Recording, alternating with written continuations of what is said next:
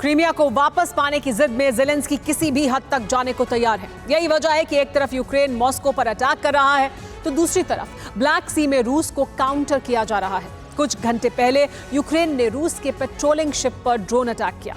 Ship तो बाल बाल बच गया, लेकिन यूक्रेन की इस हिमाकत ने पुतिन का पारा बढ़ा दिया है।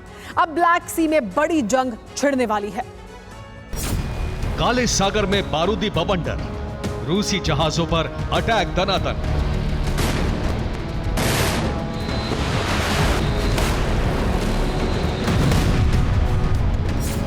सीक्रेट ठिकाने से बड़ा एक्शन, तबाही मचाने पर आमादा यूक्रेन।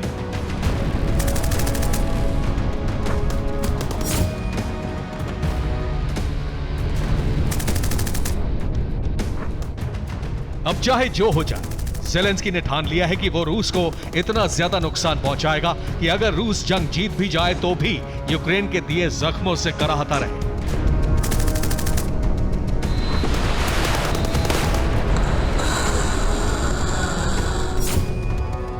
इसीलिए जहां मॉस्को पर यूक्रेन ताबड़तोड़ अटैक कर रहा है, वहीं ब्लैक सी में रूस का दबदबा खत्म करने के लिए अड़ा हुआ है।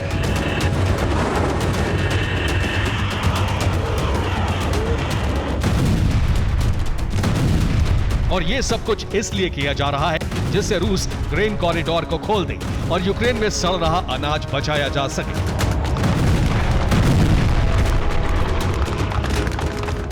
रूस ने ग्रेन कॉरिडोर पर अपने वॉरशिप तैनात किए हुए हैं। इसके पीछे सीधा मंसूबा है, अगर कोई भी जहाज वहां से गुजरने की कोशिश करता है तो रूस उसे खदेड़ सके।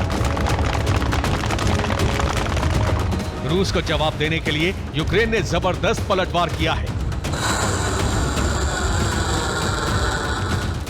सेवेस्तोपोल से ब्लैक सी में साउथ वेस्ट दिशा में 340 किलोमीटर दूर तैनात रूस के पेट्रोलिंग शिप पर हमला किया गया और यह हमला सी ड्रोन से किया गया। जिन दो पेट्रोलिंग शिप पर अटैक हुआ, उनमें से एक सर्जेई कोटोव और दूसरा वासिली बाइकोव था।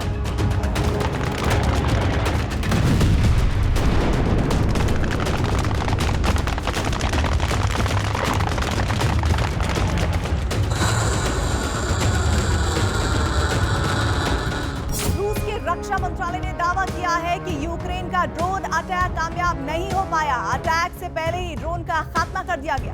दावा यह भी है कि 3 सी ड्रोन हमला करने के लिए आए थे, जो कि ग्रेन कॉरिडोर की हिफाजत में लगाए गए शिप के एकदम पास पहुंच गए थे। यानी अगर जरा भी देर हो जाती तो ब्लैक सी धधक उठता, ठीक वैसे ही जैसे यूक्रेन ने मॉस्को को डुबोकर रूस को बड़ा झटका दिया था।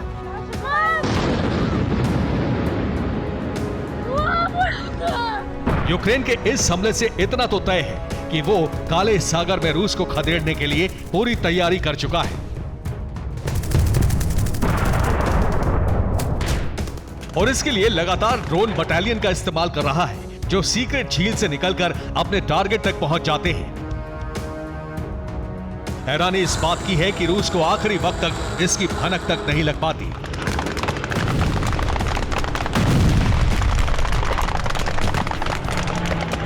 कहीं यूक्रेन कोई बड़ा नुकसान ना पहुंचा दे, इसीलिए रूस ने ब्लैक सी में तैनाती बढ़ा दी है। 3 और जंगी जहाज तैनात किए गए हैं जो कि कैलिबर मिसाइलों से लैस हैं।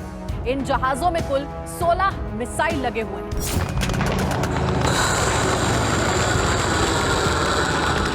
यानी रूस इस दफा यूक्रेन को कोई मौका नहीं देना चाहता, क्योंकि इससे पहले यूक्रेन के सी ड्रोन ग्रेन कॉरिडोर के एकदम पास तक आ गए थे। इस दफा रूस उन्हें देखते ही मिसाइल से उड़ा देने की तैयारी कर चुका है।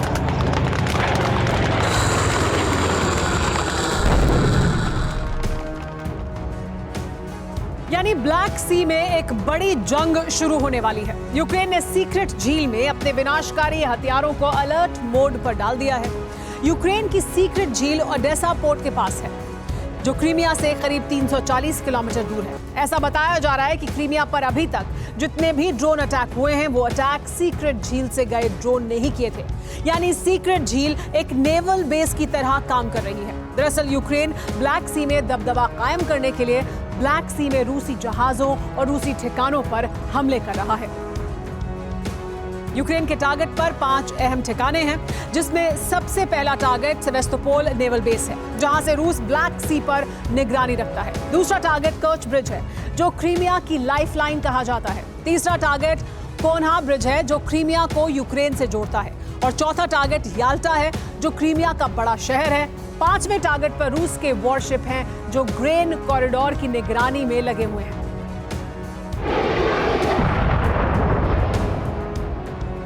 अचानक से यूक्रेन के तेवर इतने खौफनाक हो गए हैं कि रूस पलटवार के लिए एटम बम का भी इस्तेमाल कर सकता है।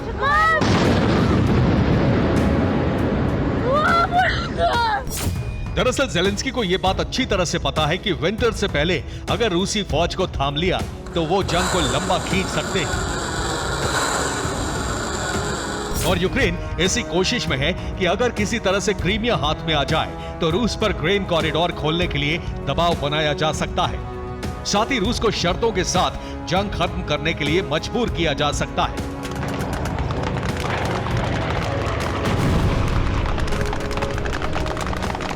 यही वजह है कि यूक्रेन अपना आखिरी वार पूरी ताकत से कर रहा है, जिसमें एक तरफ मॉस्को को दहला रहा है, दूसरी तरफ ब्लैक सी में कोहराम बचा रहा है, यानी रूस को कंफ्यूज कर सके कि यूक्रेन अगला अटैक कहां करेगा। इसी बीच यूक्रेन उन इलाकों पर भी कब्जा कर सकता है जहां रूसी फौज डेरा डाले बैठी है, क्योंकि रूस का पूरा फोकस मॉस्को और क्रीमिया बचाने में रहेगा। इस बीच यूक्रेन वापस 1 साल पहले वाली स्थिति में पहुंच जाएगा। अगर ऐसा हुआ तो रूस को बड़ा नुकसान हो सकता है, लेकिन पुतिन ऐसा होने नहीं देंगे, क्योंकि पुतिन के पास आखिरी विकल्प के तौर पर परमाणु बम की सबसे बड़ी खेप है।